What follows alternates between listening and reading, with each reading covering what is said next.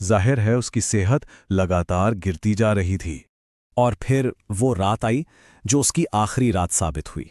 वजह सिर्फ इतनी कि उसने ठंडा खाना परोस दिया था। बस इसी बात पर रघुवीर का पहला थप्पड़ उसके गाल पर पड़ा और फिर तो लातों और घूंसों की बरसात शुरू हो गई। सास ससुर पत्थर की मूरत बने सब देखते रहे। अंजलि चीखती रही, मेरे पेट में बच्चा है, उसे छोड़ दो। पर किसी ने उसकी एक नहीं सुनी और फिर सब कुछ खामोश हो गया। अंजलि मर चुकी थी, पर उसके हाथ आखिरी सांस तक अपने पेट को, अपने बच्चे को बचाने की कोशिश कर रहे थे। जो इसके बाद हुआ वो शायद हत्या से भी ज्यादा भयानक था। उन तीनों ने मिलकर उसकी लाश को घर के पीछे वाले खेत में गाड़ दिया। कोई अंतिम संस्कार नहीं, कोई आंसू नहीं। वो घर वापस आए, चुपचाप अपना खाना खाया और जाके सो गए, जैसे घर में कभी अंजलि नाम की कोई थी ही नहीं। लेकिन वो शायद ये भूल गए थे कि कुछ आत्माएं शांति से नहीं जाती, वो लौट कर आती हैं। और यहीं से शुरू होता है असली खौफ का मंजर। अंजलि की मौत के ठीक तीसरी रात घर में एक छोटे बच्चे के रोने की आवाजें गूंजने लगीं। चौथी रात गांव वालों ने पीपल के पेड़ के नीचे एक औरत को रोते हुए देखा। पांचवीं रात ससुर ने आंगन में अंजलि की रूह को एक बच्चे को गोद में लेकर झुलाते हुए देखा। अब हर रात उनके लिए एक सजा बन गई थी।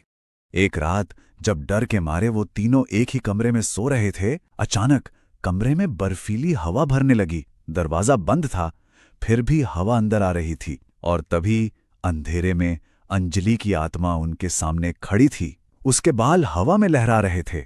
उसने सिर्फ एक सवाल पूछा। उसकी आवाज पूरे कमरे में गूंज रही थी, मेरा बच्चा कहाँ है? और उसी पल एक अनदेखे बोझ ने उन तीनों को जकड़ लिया। उनका दम घुटने लगा। वो चीखना चाहते थे, पर आवाज जैसे हलक में ही दब कर रह गई। सुबह जब गांव वालों ने दरवाजा तोड़ा तो तीनों की लाशें मिलीं, और मौत की वजह एक ही थी, दम घुटना। गांव में डर का माहौल था। तब लोगों ने मिलकर तांत्रिक हरिदास बाबा को बुलाया। बाबा ने ध्यान लगाकर सच का पता लगा लिया कि अंजलि की हत्या हुई थी और उसे खेत में ही दफना दिया गया था। उसकी आत्मा को शांति देने के लिए पहले उसकी पसंदीदा चीजें उसकी कब्र पर रखी गईं और फिर उसकी लाश को निकालकर उसका विधि विधान से अंतिम संस्कार किया गया। गांव वालों ने सोचा कि शायद अब सब शांत हो जाएगा, लेकिन अंतिम संस्कार के बाद भी बेलपुर के उन खेतों में एक अजीब सी, एक अनजानी सी ठंडक आज भी महसूस होती है। कहते हैं कि आज भी आधी रात के बाद उस खेत के सन्नाटे में एक साया उभरता है।